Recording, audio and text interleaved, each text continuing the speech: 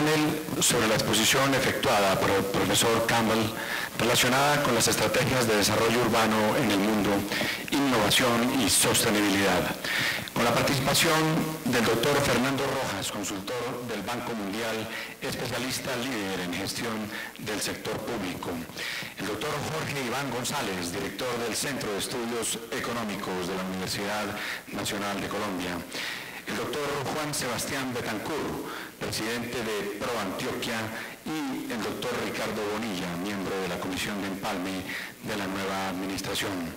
Este panel tendrá como moderador del mismo al doctor Alfredo Beyman, director de Estudios Socioeconómicos y Regulatorios de la Secretaría Distrital de Desarrollo Económico. Los dejo entonces con el doctor Alfredo Beyman.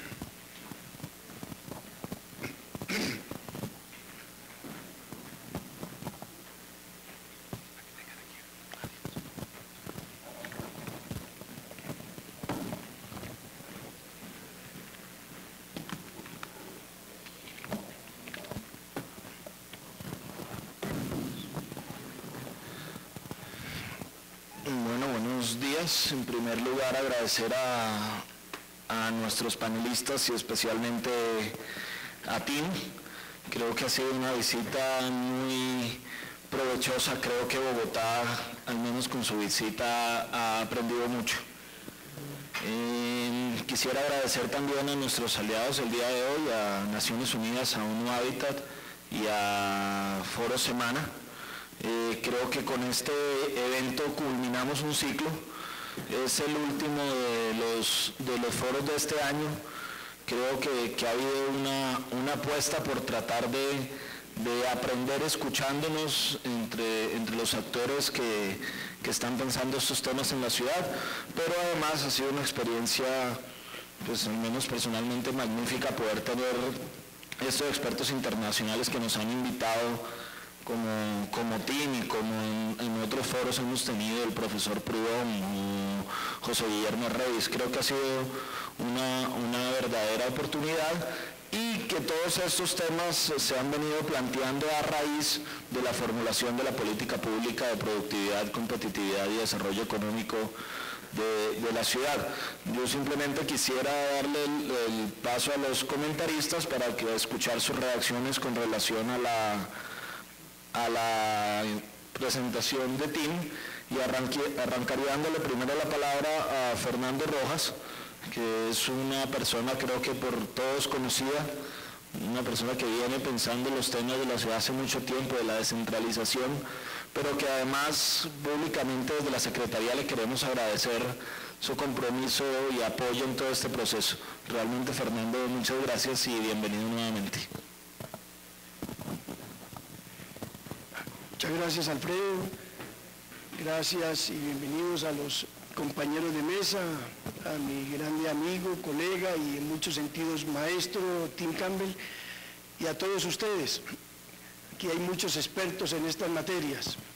Yo quiero proponerles a la mesa que demos por aceptado, aunque sea en gracia de discusión, aunque yo creo profundamente, porque sé de la seriedad de la investigación de Tim, que demos hoy por aceptado en esta mesa que efectivamente estas redes de confianza, actuando efectivamente, son un factor importante en el desarrollo económico, en la productividad, en el ambiente de competitividad, en la armonía social de los países, de las ciudades.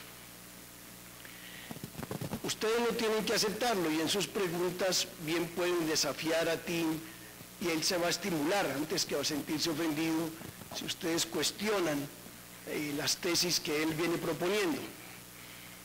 Por como todo trabajo de frontera del conocimiento, seguramente seguirá siendo decantado en las próximas décadas hasta que ya veamos, si ustedes quieren, unos análisis, unos modelos de crecimiento de la economía, de las ciudades, perdón, donde encuentren como un factor, un poco así como el factor residual que conocíamos hace un tiempo, se decía, El crecimiento económico, sí, hay trabajo y hay capital, y hay un factor residual que es la tecnología o que es esta otra cosa que no sabemos explicar muy bien. Pues así va a ocurrir un poco con esto, yo creo, y se va a ir decantando ese factor residual. Pero a la mesa le pido que demos por supuesto que queremos avanzar hacia allá. ¿Por qué lo digo? Porque detrás de la exposición de TIM hay a su vez unos supuestos de cuándo pueden funcionar estas alianzas, cuándo se crean esas redes de confianza, cuándo se movilizan en beneficio de la ciudad. Tenemos 3 colegas de mesa muy expertos que nos pueden discutir esos supuestos, se dan o no se dan en Bogotá, o cómo los afianzamos en Bogotá. El doctor Juan Sebastián Betancourt, que es persona que ha vivido mucho tiempo en Bogotá, que quiere la ciudad tanto como cualquier otra persona aquí, y que además de eso quiere también su Medellín, de la cual es raizal, y su Antioquia y demás, pero que sobre todo es un promotor, un gestor desde el sector privado de estas alianzas, nos puede contar un poquitín de cómo funciona, bajo qué supuestos han podido funcionar en mayor o menor grado, no todo es perfecto, en la ciudad de Medellín. ¿Por qué una ciudad mayor y que ellos miran como la gran ciudad del país en términos de población, en términos de polo de desarrollo y demás, puede también aprender de estas experiencias como Medellín va a aprender de otras de Bogotá? ¿Cómo, bajo qué supuestos de definición de roles de lo público y lo privado se dan estas alianzas? ¿En qué momento la empresa privada dice, yo trabajo por la ciudad y a partir de la ciudad me devuelvo y digo, en ese ambiente puede prosperar mi negocio? Pero yo no acorto el camino como empresario y me voy a buscar el contrato con la ciudad o me voy a buscar el beneficio particular. No, no, no. Yo sé que la ciudad es el medio en el cual yo me defiendo. Esa es una lección importante que yo creo sinceramente, y sin ser un estudioso a fondo de la materia, en la cual Medellín, las empresas públicas de Medellín que he estudiado ocasionalmente, el mandato que le dieron a las empresas públicas de Medellín en los años 50, cuando se dijo, estas son empresas para la ciudad porque todos vivimos de la ciudad y aquí ningún empresario se va a beneficiar de las empresas públicas de Medellín, ninguna ONG, ninguna cámara gremial, ninguna cámara de comercio, aquí estamos es para esto. Ese mandato que está en la cultura y que viene cuando lo estudié en su momento, desde los años 20 por lo menos, porque hasta allá se remontaba y seguramente desde antes, se preserva en Medellín, es uno de los supuestos que tiene TIM allí cuando hizo una alusión cariñosa a Bogotá, y digo, algunos de estos supuestos no se cumplen estrictamente en Bogotá. Entonces la pregunta sería, ¿cómo en Bogotá se puede seguir afianzando esto? Bueno, la segunda es la intervención de Jorge Iván González, también conocidísimo investigador, comprometido también como el que más con el sector público en toda su trayectoria, comprometido con la lucha contra la pobreza en todas sus investigaciones y un gran macroeconomista. Entonces, Jorge Iván, le pedimos que se focalice en otro tipo de pregunta, que es, está bien, supongamos que estas alianzas existen, pero pueden existir en el papel y nunca hacerse realidad. Esto requiere de recursos para emprender las grandes alianzas. Las obras de que habla TIM en la ciudad de Seattle, en los Estados Unidos, han requerido grandes inversiones. ¿Existen esos recursos o simplemente vamos a hacer una alianza para soñar y dejarla en el papel? Porque no tenemos el clima necesario para que la ciudad, los inversionistas pequeños, medianos y grandes que ya hay en la ciudad prosperen aquí. ¿Qué se requiere para eso? Entonces Jorge Iván, como buen experto en materias fiscales, financieras, también nos va a hablar un poco de eso. Y Ricardo Bonilla igualmente, un investigador, un académico de gran trayectoria en el mundo académico y en el mundo de la preocupación por lo público, desde lo nacional hasta la ciudad. Va a confrontar un tercer desafío que ayer en discusiones previas le plantearon muchos a TIM. Le dijeron, sí, TIM, pero es que Eso suena muy bonito allá como para las ciudades con una institucionalidad más decantada, con menos conflictos internos, con menos violencia. Es que aquí tenemos otras prioridades, aquí tenemos unas urgencias. Si yo leía bien esas discusiones muy ricas que tuvimos ayer con muchos colegas a lo largo del día, estaban diciendo, quizás el sector público tiene que lanzarse un poco solo por el camino rápido, porque es que nuestras urgencias son muy grandes, colectivas son muy grandes, y pasar por estas alianzas y toda esta cosa quizás nos desvía de los objetivos más prioritarios del momento. Bueno, entonces le pedimos a Ricardo que nos discuta un poquito cómo estas alianzas pueden ayudar no solamente a construir el clima de negocios, el clima de inversión, el clima de transferencia del conocimiento, de innovación, de cerrar las brechas tecnológicas, quiero decir, entre la gran empresa, de unirnos con la universidad, sino también de crear los climas necesarios de paz, de convivencia, de lucha colectiva contra la pobreza, etc. Entonces, con eso los dejo, yo no hablo más, ellos son los expertos, y pasamos la palabra a Juan Sebastián, creo Alfredo nos dice.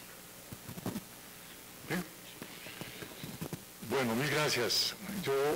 Somos conscientes del poco tiempo que tenemos, entonces, la verdad no sé cómo comunicar algo que sea útil en este auditorio, y mil gracias a ustedes por la invitación, a Tim por su magnífica exposición que a nosotros, ya digo, porque nos genera un marco teórico para una actividad que en la ciudad de Medellín, en Antioquia, viene dándose como espontáneamente, como que fue naciendo esa necesidad de lo que él llama la nube de confianza. Entonces, para empezar, y perdónenme si soy casi con titulares nada más, para darle espacio a los demás. Pero Antioquia nace en el año 75, en virtud de una decisión de un grupo de empresarios de allá, que a pesar de que pertenecían todos ellos a distintos gremios de la producción y de los servicios, se dijeron a sí mismos: los gremios son necesarios y son útiles para nosotros, para que defiendan mis intereses o los de mi sector. ¿Por qué no construimos un instrumento del sector empresarial privado, pero que solamente piense en políticas públicas, en bien de la región y del país? Así nació ProAntioquia. Allá no se hace el lobbying de ninguna naturaleza para beneficiar a ninguno de sus afiliados. Para eso sí están los gremios. Dicho eso, empieza a avanzar en su gestión, y por eso es importante la fecha del 75, y rápidamente se encuentra la región y el país con el narcotráfico. Empieza esa guerra terrible, quizá la más oscura de la ciudad y del departamento, y a pesar de todas las transacciones que se hicieron al principio y que no se le miró con seriedad, rápidamente se da cuenta que hay que enfrentarlo. Y en ese enfrentamiento ProAntioquia juega un papel de la siguiente manera. Curiosamente, digo curiosamente porque los antioqueños tenemos fama de que solamente pensamos en los negocios. Pero se hizo por primera vez un plan estratégico de Antioquia y se llamaba Antioquia Siglo XXI. Y en esa hora negra, pues se lograron pocas cosas, pero se crearon temas de esa naturaleza como Antioquia Siglo XXI. Pasa el tiempo, pero para pasar muy rápido nos encontramos el día de hoy. ¿Qué pasa en el día de hoy? Y en esos momentos me llaman, y yo vivo en Bogotá, ciudad que quiero mucho y que tenemos todos los colombianos que respetar y proteger, entre otras razones porque es la ciudad más importante del país y es el mercado natural de todas las ciudades de Colombia. Dicho eso, voy allá, me reintegro a mi ciudad y me coincide con unas administraciones públicas realmente excepcionales para el momento. Entonces Antioquia y Medellín recuperan su historia. Un pie de página. Recordemos que Medellín se industrializa, y ahí sí que me parece un absurdo de los antioqueños, en un hueco. Eso es un hueco, el Valle de Aburrá, lejos del mar. Pero había dos recursos muy importantes: el agua y la escuela de ingeniería, la escuela de medicina y la facultad de Derecho de la Universidad de Antioquia. La escuela de ingeniería de la Universidad Nacional y las otras dos, y el agua. Con esta materia prima empieza a industrializarse Medellín. Los excedentes generan la minería y el café, generan comercio, importaciones, etcétera, y rápidamente los empresarios dicen aquí hay que producir, vienen las telas y todo lo demás. Y hoy creemos y queremos convertir, porque uno de los retos que tenemos es cómo convertir toda esa capacidad industrial y de ingenierías y de medicina, etcétera, etcétera, en una nueva estrategia de industrialización, porque a nadie se le va a ocurrirse para Medellín a montar una nueva fábrica de cementos o de materiales de esta naturaleza. ¿Qué hacemos entonces? ¿Qué pasó? Y voy a pasar rápidamente ni siquiera voy a mencionar lo que hacemos en ProAntioquia en detalle. Educación, competitividad y fortalecimiento institucional. Pero ¿qué fue lo primero que hicimos que me correspondió a mí coordinar ese esfuerzo? Después de esa hora que no hemos salido de ella, es aprender a tener confianza en nosotros mismos. Recuperar la autoestima. Volver a ver lejos. Y para eso se requieren liderazgos fuertes. Y eso nos lo dieron tanto el alcalde como el gobernador en el momento y estos tipos de entidades, no solamente nosotros. Se suman la Cámara de Comercio, se suman otro tipo de fundaciones y las universidades. Y entre ellos empezamos a creer en nosotros mismos, y para hacer eso inclusive había un eslogan de la alcaldía de la época: tenemos que tener la gente en la calle de día y de noche. No escondernos más. Y así nace esa infraestructura que todos hemos visto que no es suficiente, pero sí era necesario. Por ejemplo, el alcalde en el momento me dice a mí, présteme a Rafael Aguad, que ustedes conocen, muchos de ustedes, que es vicepresidente actual de ProAntioquia, y realmente valiosísimo para la actividad que hemos desarrollado, que él me gerencie la construcción entera del Parque Explora. Pero no solamente en su infraestructura, sino en sus contenidos. Y no quisimos contratar ya de mano con México o con Atlanta o con alguno, sino que toda esa tecnología que implicó hasta por el último pececito en ese pequeño acuario que hay allá, con esfuerzo propio. Y se formó una cantidad de gente joven alrededor de la construcción del Parque Explora y sus contenidos que hoy son un patrimonio social de esa sociedad. ¿Y ahora qué nos toca hacer? Curiosamente, tal vez lo tenemos calculado, al ver que resurge Medellín en cierta forma, se empieza a ver. El nombre del aviso de Medellín se llamaba Pablo Escobar, el cartel de Medellín. Yo les decía a mis amigos y mis paisanos, hombre, eso va a ser así hasta la eternidad, como le pasará a Chicago con Al Capone hasta que se desaparezca Chicago. Hoy día es una ciudad de ejemplo. Pero rápidamente estos esfuerzos colectivos empiezan a hacer ver la ciudad de otra manera, y hoy nos visitan de México, de Centroamérica, nos invitan a dar conferencias allá. ¿Qué están haciendo ustedes allá? Y en este momento, y es un esfuerzo que estamos haciendo con todos mis colegas, y que son muy pocos, paréntesis, ProAntioquia es una institución muy liviana, tiene 12 profesionales. Trabajamos en red. Le damos a cada uno o nos damos entre sí lo que nos corresponde. No importa quién es el protagonista del tal tema. Trabajamos las cámaras de comercio, las fundaciones empresariales, las ONGs, los grupos empresariales y de trabajadores, fundaciones y ONG de todas las ideologías. Y por supuesto la universidad, las iglesias y las redes sociales. Todo eso fue construyendo lo que dice Tim, una nube. Yo no lo había visto tan claro, nos falta mucho. ¿Qué queremos como siguiente paso? Tener mejor interlocución con las demás ciudades. Es absolutamente importante. En el mundo global, nadie invierte en Estados Unidos o en Colombia. Invierte en Bogotá o en Medellín, en Cali o en Nariño. Entonces, creo que las regiones tenemos la obligación de tener mucho mayor comunicación desde sus sectores públicos y sus sectores privados. Termino con esto. Simplemente con una lectura de un tema que yo toqué justamente en Lima hace poco en una conferencia que me pidieron.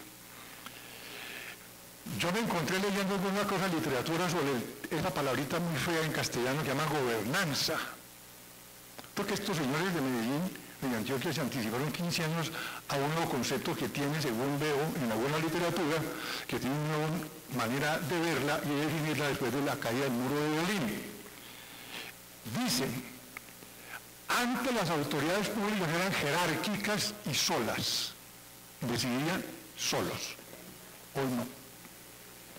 Así las cosas, y con alianzas que se construyen entre sí, y estas con las entidades públicas se configura una nueva institucionalidad que debe conducir a un buen gobierno, y para que éste se dé, se deben atender por lo menos los siguientes principios: participación, legalidad, transparencia, equidad y eficacia. Por lo tanto, en este nuevo ambiente se minimiza la posibilidad de captura del Estado por parte de aquellos agentes que intentarían beneficios particulares de la gestión pública. De no ser así, y si los gobernantes, amparados en su ejercicio del poder, se aíslan poniendo en marcha sus poderes de decisión en forma jerárquica, no solo pueden cometerse equivocaciones graves, sino que actores criminales organizados, llamadas mafias, intentarán influir en esos procesos, como de hecho ha ocurrido en muchas partes del mundo, propiciando un mal gobierno y una letal corrupción que conducen a un indeseable autoritarismo y a vulnerar la democracia. Yo creo que lo que tratamos de construir allá en una región, en una ciudad que todavía sigue atormentada por las mafias, pero nos ha tratado de sacar a flote un poco red de confianza y de responsabilidades compartidas en donde nos vigilamos sin decírnoslo unos a otros. Muchas gracias. Muchas gracias. Yo creo que en ese sentido Bogotá tiene en esa construcción de nubes de confianza y de relaciones de confianza entre los actores públicos y privados mucho que aprender. Yo comentaba hace un rato que definitivamente hoy en día Medellín en estos temas de competitividad se ha vuelto como un sitio a mirar muy atentamente qué es lo que está ocurriendo, y esas relaciones entre las ciudades nos permitirían no desviarnos de lo que realmente ha logrado Medellín. Creo que aquí hemos puesto mucha atención, mucho interés en el tema de los incentivos, de las deducciones tributarias, en los subsidios de arrendamientos a algunas empresas ancla, pero realmente lo que uno observa viendo un poquito la experiencia de Medellín es que todo eso ha sido un resultado de un largo camino que han construido entre el sector público y privado por construir un camino, unos objetivos comunes, y eso implica también pues entender cuál es el papel de lo público y de lo privado. Yo creo que ahí quedaría mucho camino y muchos aprendizajes comunes. Le doy la palabra ahora al profesor Jorge Iván González para sus comentarios. Muy buenos días. Le agradezco muchísimo a la secretaria de la invitación, al secretario Hernando, a Alfredo, a los colegas Tim y Fernando Rojas. Fernando ha hecho un esfuerzo durante muchos años de transmitir las experiencias internacionales. Sus visitas frecuentes a Colombia son parte de ese esfuerzo, y quiero expresarle a Fernando el interés que ha tenido por este seminario y por avanzar en la comprensión conjunta de estos problemas, y a los colegas de la mesa, don Sebastián y Ricardo. El primer punto que quiero tocar es reiterar lo que ha dicho Tim: la ciudad importa, el estilo de las ciudades es fundamental. Creo que la Secretaría de Desarrollo Económico en los últimos trabajos ha ido introduciendo esta dimensión que es crucial. Las ciudades no son productivas porque las empresas sean productivas. Las ciudades no son competitivas porque las empresas sean competitivas. Las empresas son productivas porque hay un contexto de ciudad que les genera condiciones favorables para la productividad. Las empresas son competitivas porque hay un contexto de ciudad favorable que les crea condiciones propicias para la competitividad. Y yo creo que este es un punto crucial.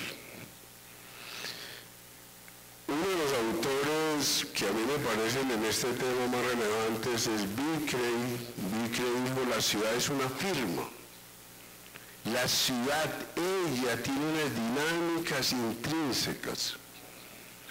Ella es productiva, ella es competitiva.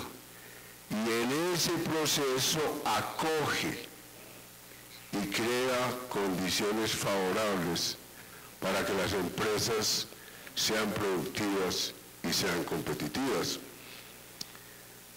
Es necesario, como decía, solo macrofundamentar la micro, es el contexto. Nosotros a veces insistimos demasiado en la capacidad individual, unos esfuerzos por crear estímulos emprendedores, estimular la iniciativa privada, eso está bien solo si el contexto lo permite. Y entonces el emprendedorismo tiene sentido si hay elementos contextuales. Y esos elementos contextuales son fundamentales en la creación de ciudades productivas, ciudades competitivas. Entonces la aglomeración ofrece condiciones estructurales que favorecen las dinámicas privadas. Los servicios que ofrece la ciudad son de muy diversa naturaleza. La exposición de TIN se ve la diversidad de alternativas, la diversidad de caminos, la diversidad de estilos, como él decía. De todas maneras, es absolutamente necesaria la infraestructura de servicios, la seguridad, la salud, la educación. En la medida en que la ciudad fortalece estas dimensiones, el ambiente para las empresas es un ambiente amable y eso permite que las potencialidades de generar rendimientos crecientes efectivamente sean reales. Ahora,